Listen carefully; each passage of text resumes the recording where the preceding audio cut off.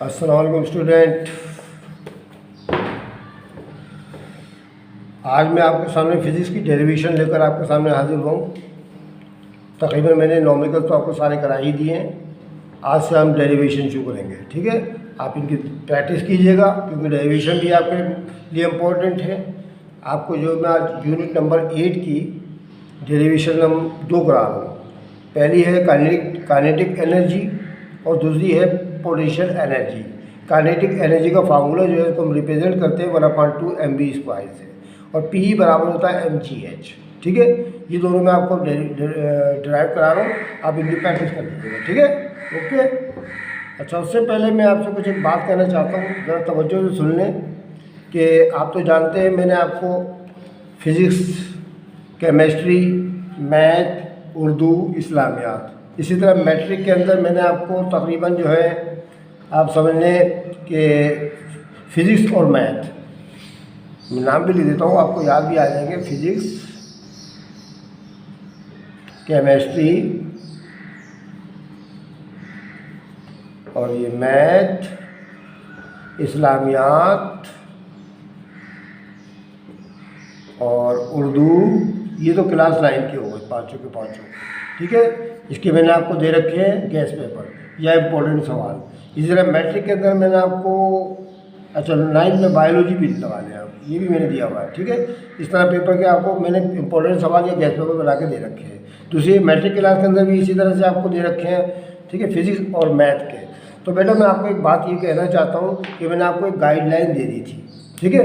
Physics के हों, chemistry के हों, मैथ के हों, ठीक है, या इस्लामियात, उर्दू के किसी की भी गैस पेपर हो या इंपॉर्टेंट सवाल हो, वो हमने आपको गाइडलाइन दे दी थी कि कुछ ना होने से होना बेहतर होता है। इसलिए मुझे उम्मीद है कि आपने इन सब टेस्ट पेपर्स की ये मतलब ये जो पेपर्स जैसे मैंने गैस पेपर, इसकी आपने तैयारी कर ली होगी, ठीक है, ठीक है, और आप इसकी तैयारी कीजिएगा भी। अच्छा, मैं एक बात मज़ीद ये कहना चाहता हूँ कि आप इस पर सिर्फ डिपेंड करके मत बैठ जाइएगा कि जो मैंने सिर्फ निशान लगाए वो ही इम्तहान में आएंगे, क्योंकि मसला ये है कि इस साल जो है नई किताबें आई थी। नई किताबें आने की वजह से बोर्ड के अंदर किसी तरफ से भी कोई सवाल आ सकता है। मैंने ज़्यादा से ज़्यादा इंपॉर्टेंट जो सवाल थे आपको अपने गैस पेपर में निशान लगा दिए, ठीक है। इसके अलावा भी अगर आपको मज़ीद आपके टीचर्स वगैरह जो है आपको कुछ सवालात पे निशान लगवाएं तो आप उनको भी याद कर लीजिएगा, क्योंकि आपको 100% मार्क्स चाहिए। 100% मार्क के लिए पूरी किताब का मुताला करना लाज़मी नहीं होता है। मैंने जो मोस्ट इम्पोर्टेंट थे ना हर चीज़ के, वो मैंने आपको निशान लगवा दिए। आप उसके अलावा भी तैयारी कीजिएगा, इंशाल्लाह आपके बहुत अच्छे नंबर आएंगे, ठीक है। मैं आपसे फिर ताकीद करता हूँ कि मेरे या किसी और शख्स के या कोई भी टीचर्स हैं उनके गैस पेपरों पे डिपेंड करके मत बैठिएगा, ठीक है। आप एक तालिब इल्म हैं, आप एक स्टूडेंट हैं, आपका काम है इल्म हासिल करना। तो चुनांचे आपको चाहिए कि आप जो है ना, मैंने जो आपको टिक लगा दी है इम्पोर्टेंट क्वेश्चंस के ऊपर या मैथ के ऊपर, आप उनकी तैयारी तो करें इंशाल्लाह उनमें से लाजमी तौर पर आएगा, मुझे उम्मीद है अल्लाह ताला की ज़ात से। लेकिन उसके अलावा भी आपने कुछ थोड़ी बहुत तैयारी करनी है अपने दूसरे टीचर्स के कहने पर, ठीक है। तो मुझे उम्मीद है कि आप इसकी तैयारी कर लेंगे, ठीक है। डिपेंड नहीं करिएगा, मैं आपको बार बार ये कह रहा हूँ, ठीक है। किसी शख्स के भी उसके गैस पेपर पर डिपेंड मत कीजिएगा, आप जो है तैयारी करें। मैंने जो आपको इम्पोर्टेंट निशान लगा रखे हैं आप खुद तैयारी करें। इसके अलावा भी अगर आपको मज़ीद चांस मिले, टाइम मिले, तो आप मज़ीद तैयारी भी कीजिएगा, ठीक है। बस मुझे आपसे यही बात कहनी थी, आप ये तवज्जो उस तरफ बात सुन लीजिए, मुझे उम्मीद है कि आपकी समझ में आ गई होगी। अच्छा, अब हम अपना काम शुरू करते हैं डेरिवेशन का, ठीक है। तो पहली इक्वेशन हमारी बेटा के ई बराबर है 1/2 mv², ठीक। तो ये हम सॉल्व करते हैं आपकी। अभी के ई होती क्या है? के ई होती है काइनेटिक एनर्जी। के ई होती है काइनेटिक एनर्जी। काइनेटिक एनर्जी का तरीक़ाकार ये होगा बेटा, काइनेटिक एनर्जी कहते किसे? काइनेटिक एनर्जी तवानाई की वो किस्म है जो किसी जिस्म में हरकत की वजह से यानी मोशन की वजह से पैदा होती है, उसको काइनेटिक एनर्जी कहते हैं। क्या कहते हैं उसको? काइनेटिक एनर्जी कहते हैं। अब इसकी जो इक्वेशन है ना, इसको ड्राइव करने के लिए उसके लिए मैं आपको एक फिगर बना के दिखाता हूँ, फिर आपकी समझ में आएगी, फिर मैं आपको तहरीरी तौर पर वो सब सॉल्व करके दिखा दूँगा। चलिए स्टार्ट करते हैं जी। फर्स्ट के ये सरफेस ऑफ अर्थ है, ज़मीन की सतह है, हॉरिजॉन्टल सरफेस। इसके ऊपर एक बॉडी या गेंद समझ लें, गेंद समझ लें, ये नहीं गेंद लगा देते हैं। एक बॉल इसके ऊपर रखी हुई जिसकी मास जो है m है, कितनी है, मास जो है इसकी m है, और ये रेस्ट की हालत में है, यानी कि साकिन हालत में मौजूद है, ठीक है। अच्छा, उसकी जब साकिन, एक बात याद है, जब कोई बॉडी साकिन हालत में होती है तो उसमें क्या होता है, वेलोसिटी उसकी क्या होती है, वी ज़ीरो होती है, याद रखिएगा। तो यहाँ पर जो है वी की कीमत मैं यहाँ लिखने लगा 0, ठीक है। ये जो है इनिशियली वेलोसिटी जो है इसकी रेस्ट में है, तो इसलिए ये जो बॉडी है इसकी वेलोसिटी 0 के बराबर ले ली। अब मैं इसके ऊपर एक फोर्स लगाता हूँ, क्या लगाता हूँ, फोर्स। जब मैं इसके ऊपर फोर्स लगाऊंगा तो इस दायरे के अंदर एक्सेलरेशन तो पैदा होगा according to second law of Newton. Newton के दूसरे कानून हरकत के मुताबिक इसमें एक्सेलरेशन तो पैदा होगा।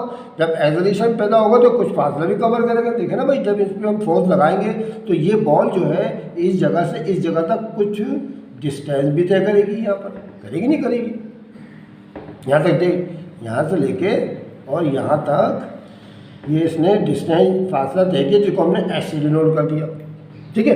जब यहाँ से यहाँ तक फासला तय करेगी तो इसकी वेलोसिटी में चेंजिंग भी होगी, यानी एक्सेलरेशन पैदा होगा, तो इसकी वेलोसिटी फाइनली वाली जो हो जाएगी वो हम v के बराबर ले लेते हैं, v बराबर v के बराबर हो जाएगी, ठीक है ना। फिर आप समझ लें, एक बॉडी है जिसकी मास जो है m है, एक बॉडी है जिसकी मास m है, वो ज़मीन पर या हॉरिजॉन्टल सरफेस के ऊपर साकिन हालत में पड़ी हुई है। जब चूँकि साकिन हालत में है इसलिए वी आई की कीमत 0 हो जाएगी, ठीक है। अब हम उसके ऊपर एक फोर्स अप्लाई करते हैं।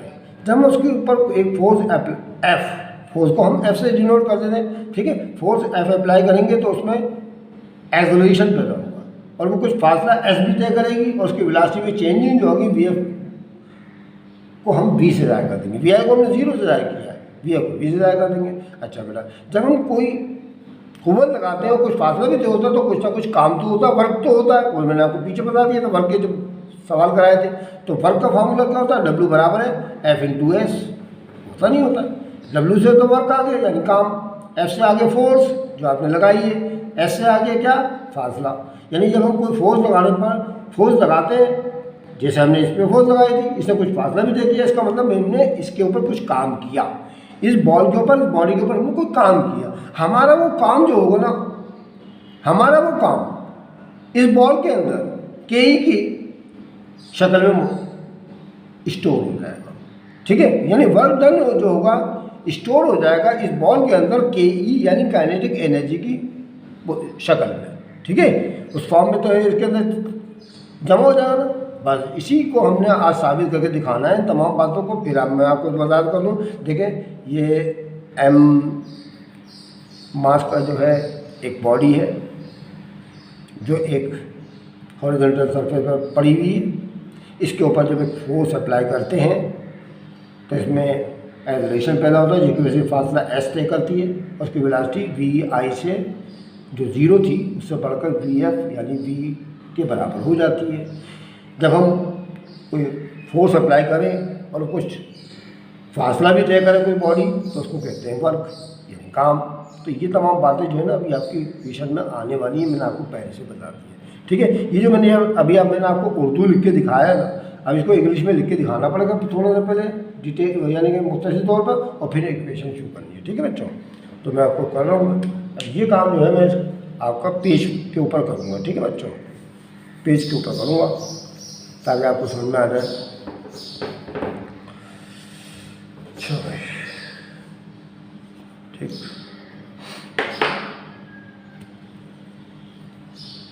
स्टार्ट करते हैं बच्चों।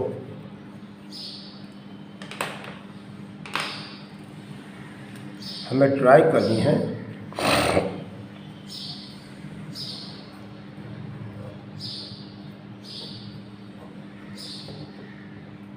के E is equal to half M V square, ये हमारा उसको ड्राइव करना हमने। तो हम सबसे पहले क्या लिखेंगे वो मैं आपको लिखने का तरीका बता रहा हूँ, ठीक है, लिखने का तरीका बता रहा हूँ। तो इसको इस तरह करेंगे कि इसका सॉल्यूशन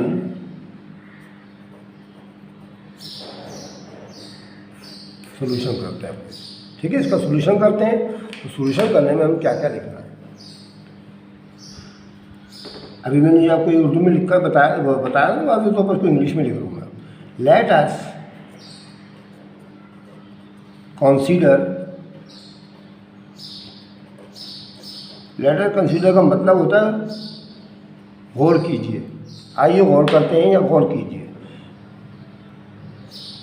बॉडी, जिसको हमने अभी ये बॉल का नाम दिया था, ए बॉडी ऑफ मास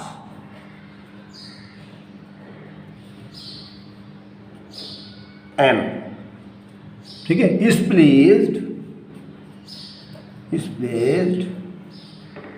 ठीक है, हॉरिजॉन्टली सरफेस,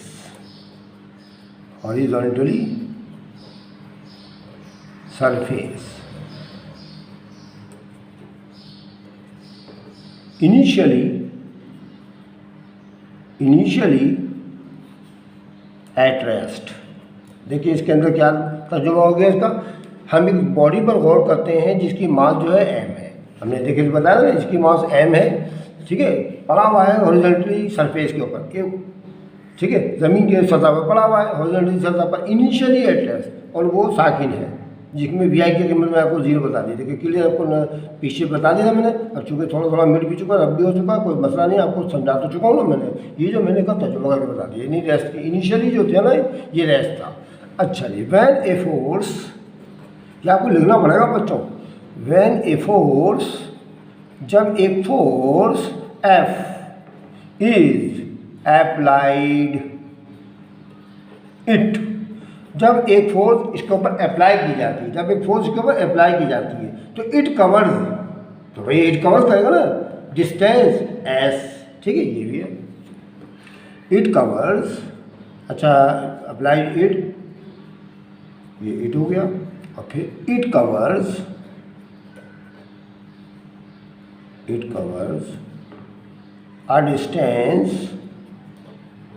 a distance, ठीक है, S, इनवर्टेड कॉमा में S लिखना है आपने, S, ठीक है, एंड इट्स वेलोसिटी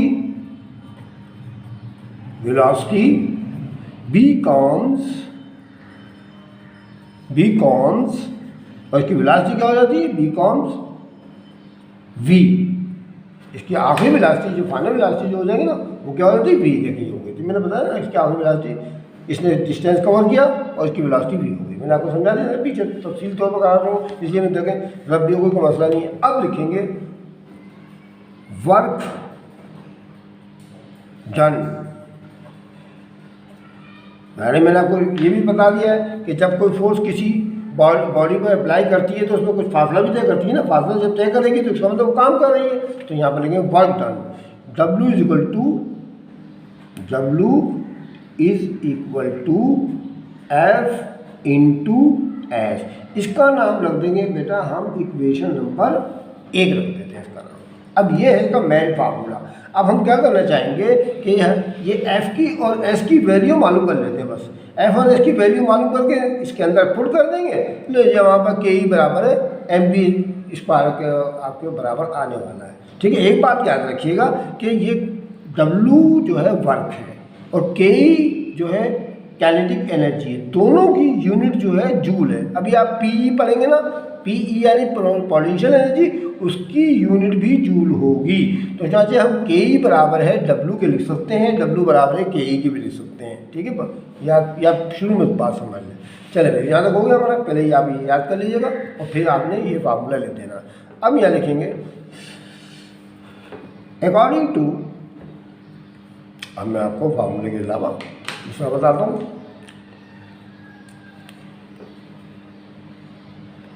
अकॉर्डिंग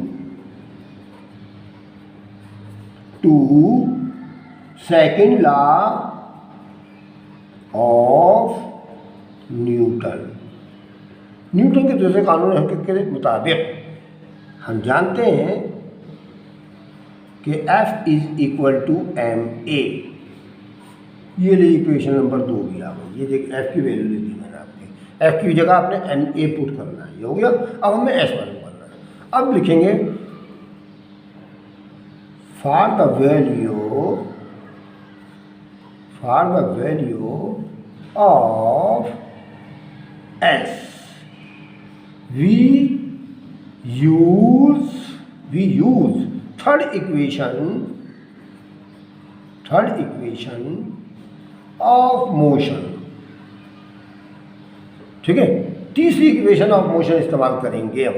अब वो क्या होती है भी आप जानते हैं। उससे पहले आपको एक चीज़ लिखनी पड़ेगी। देखिए सबसे स्टेप बाय स्टेप काम हो रहा है, आप याद कर लीजिएगा बस। हेयर अभी मैंने आपको इतना बहुत सा लिख के दिखाया ना, उसके अंदर थोड़ी सी बातें यहाँ लिखना पड़ेंगी आपको शॉर्ट में। हेयर आप लिखेंगे हेयर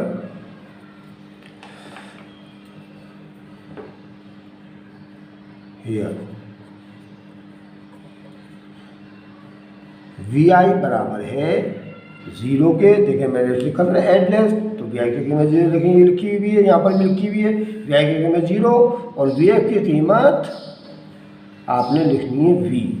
ठीक है, ये वाली मैंने बोला ना, v का की वेलोसिटी v हो जाती है। ये दोनों चीज़ें लिखनी है और इक्वेशन नंबर 3 लगा दें। क्योंकि हम जानते हैं इक्वेशन नंबर 3 क्या होती है भाई, 2as बराबर होता है vf² माइनस vi²। ये होता है ना बच्चों, इसके बराबर होता है। ये वाली इक्वेशन इस्तेमाल करते हैं। इसके अंदर देखते हैं कौन कौन सी कीमत है। यहाँ पर इसमें एस मालूम करना है, याद रखने का, ये एस मालूम करना हमने इसके अंदर।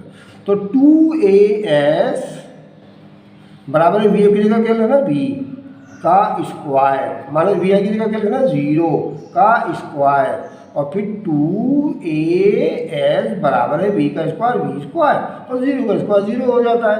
और फिर 2as बराबर है v² लिखकर माइनस 0 खत्म। ठीक है, अब हमें मालूम करना है s। तो s की वैल्यू आ जाएगी s = v²/2a। यहाँ पर देखें s के साथ मल्टीप्लाई कर रहा है, उधर जाके करें कटिवा ये। तो ये ले लीजिए, आपके पास s की कीमत आ गई। ये इसका नाम रख देंगे इक्वेशन नंबर 3 या तो, और ये ठीक है आगे चलें। तो f हमने अब इक्वेशन नंबर 1 क्या लिखी थी, w बराबर है f × s लिखी थी ना। तो f की जगह तो ये आ गया आपके पास एक, और इक्वेशन नंबर 3 से हमने s की कीमत निकाली। अब क्या करेंगे, अब उसके बाद करना ये है कि ये इक्वेशन नंबर 1 के अंदर f और s की कीमतें पुट कर देंगे, जवाब आ जाएगा आपके पास। ठीक है, इसका नहीं करना आपको सब समझ में आ जाएगा इंशाल्लाह। अब मैं आपको यहाँ लिख के दिखा रहा हूँ ताकि आपका सिलसिला वैसे चलता रहे। ठीक है, put the value.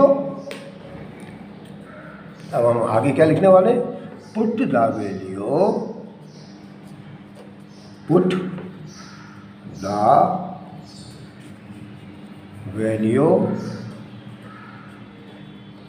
of f and s in equation 1 में डाल देंगे इसके अंदर। ठीक है, दोबारा लिख लेते हैं, w = f × s। अब w बराबर काम क्या होता है, ये वजन नहीं है, w काम है, ये वर्क का फार्मूला है। w बराबर है f की जगह लिख देंगे na। ठीक है, नहीं लिख दिया ये ना, ठीक है नहीं अब लिख दिया। ज़रा का निशान डाल के s की जगह लिख देंगे ये वाली वैल्यू, v²/2a। ठीक है, w बराबर है a से a कट गया नहीं कट गया, सही बच्चों। और तो बचा क्या हमारे पास, m बचा और v²/2 बचा। अब यहाँ कुछ नहीं तो बनोता आप तो जानते हैं अच्छी तरह से। तो w बराबर है 1/2, देखें 1/2 mv², क्योंकि वर्क बराबर होता है ke के, क्योंकि वर्क बराबर ke के होता है, दोनों की यूनिट एक ही जूल। तो चुनाच हम वर्क की जगह ke इस्तेमाल करेंगे। ke बराबर है 1/2 mv²। प्रूव्ड। ले जी, हमने इक्वेशन निकाल ली काहे की, काइनेटिक एनर्जी की। ठीक है, काइनेटिक एनर्जी को इस तरह ड्राइव किया जाता है। देखिए ये वाली चीज़ आ गई ना आपके पास, देखिए मिला ले आप, ये चीज़ आ गई ना, बिल्कुल। तो ये आपके पास आ गया इक्वेशन आपकी कौन सी, काइनेटिक एनर्जी। अब हम आते हैं कौन सी वाली इक्वेशन की तरफ, दूसरी इक्वेशन है हमारा PE वाली, यानी पोटेंशियल एनर्जी। वो क्या है, हमने अभी आपको पीछे लिख के दिखाई थी, P बराबर mgh। अब वो ड्राइव करते हैं, ड्राइव करते हैं ड्राइव, यहाँ लिख देते हैं ड्राइव PE बराबर mgh, ये करना है, ठीक है। PE बराबर mgh करना है। अच्छा, PE क्या चीज़ होती है बच्चों, ये भी देख लें जरा आप बेटा थोड़ी सी। अच्छा, मैं एक बात तो आपको एक बता दूं, अभी आपने काइनेटिक एनर्जी का जो फार्मूला अखज़ किया ना, देखें इसके अंदर आपको वेलोसिटी लिखा हुआ नजर आ रहा है ना, तो हमेशा याद रखें, MCQ में भी आ सकता है कि ये जो KE होता है काइनेटिक एनर्जी, इसका डिपेंड जो होता है वेलोसिटी के ऊपर होता है। जितनी ज़्यादा वेलोसिटी होगी इतनी ज़्यादा KE इसके अंदर मौजूद होगी, जितनी कम वेलोसिटी होगी इतनी ही कम भी उसके अंदर KE मौजूद होगी। ये डिपेंड करती है काय पे, वेलोसिटी के ऊपर, याद रखिएगा हमेशा। KE का डिपेंड किस पे होता है, धर्मदार किसके ऊपर होता है, वेलोसिटी के ऊपर। अब मैं जो PE कराने वाला हूँ ना आपको, PE इसका डिपेंड काय पे होगा वो देखें आप, इसका डिपेंड होगा हाइट पर, काय पे होगा, हाइट पर। देखें मिसाल के तौर पर ये ज़मीन का सरफेस है, एक बॉल पड़ी है फर्स्ट के यहाँ पर, या कोई बॉडी है या बॉल है, कुछ भी ले लें आप, ये बॉल है, इसकी मास है, इसको मैं जो हूँ उठाता हूँ सीधा वर्टिकली तौर पर ऐसे करके उठाता हूँ, ये यहाँ तक, इस जगह तक ले आता हूँ, इस जगह तक, यहाँ पर, यहाँ पर। तो यहाँ से लेके यहाँ तक जो डिस्टेंस होगा ना, उसको हम हाइट का नाम देंगे। डिस्टेंस नहीं कहेंगे, हाइट कहेंगे, हाइट, ठीक है, हाइट कहेंगे। और ये जो थी बेटा, ये बॉल थी एम मास की, यही बॉल ये वाली भी है, इसको मैंने इसकी जगह तब्दील कर दी, यानी जगह चेंज कर दी, ठीक है, इसको कुछ हाइट में इजाफा कर दिया। तो इस हाइट के इजाफा को रेस, यानी जिस्म को मैंने उठाया, जिसको मैंने रेस किया, उठाया, और एक मखसूस हाइट पर ले जाकर मैंने उसको रख दिया। तो ये जो मेरा काम होगा ना, अब ज़ाहिर मेरे काम को तारीफ बता दें कि मैं जब कोई फोर्स लगाऊंगा और कुछ फासला भी तय करेगी बॉडी, तो उसका मतलब मैंने काम किया। तो ये मेरा काम जो होगा इसके अंदर PE की शक्ल में इस बॉडी के अंदर मौजूद होगा, ठीक है, स्टोर हो जाएगा।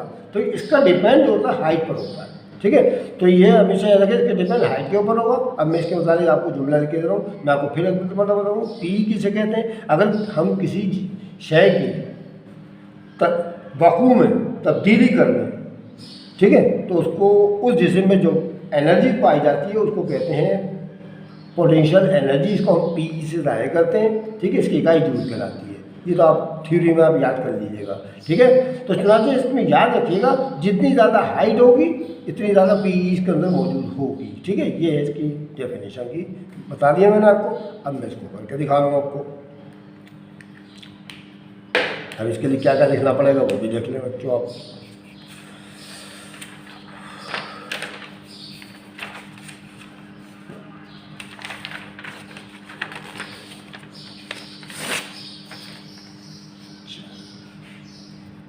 P बराबर हो जाए। अब इसके अंदर क्या लिखेंगे बच्चों, देखिए आप। Late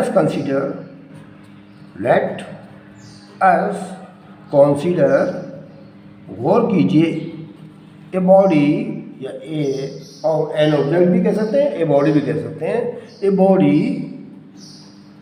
body of mass m। एक ऐसी बॉडी के ऊपर गौर करते हैं जिसका मास जो है, कमियत जो है m के बराबर है, ठीक है। रेज्ड, बल्कि मैं इट भी लिख दूँ तो अच्छा है, इट रेज, यानी इस बॉडी को रेज किया जाता है, उठाया जाता है ऊपर, रेज माने उठाया जाता है। इट रेज्ड, ठीक है, इट रेज अप टू, ठीक है, अप टू, ठीक है, it raise up to head, जिसको हम एस से डिनोट करेंगे, up to head, from the ground, यानी हम इस बॉडी को ज़मीन से, फ्रॉम द ग्राउंड, ज़मीन से हाइट एच बुलंदी तक ऊपर उठाते हैं, ठीक है, एच बुलंदी तक उठाते हैं। चलिए, जब ज़मीन तक उठा लेंगे, जब हम ज़मीन उठाएंगे तो इसका मतलब हमने उसके ऊपर कोई काम किया। Work done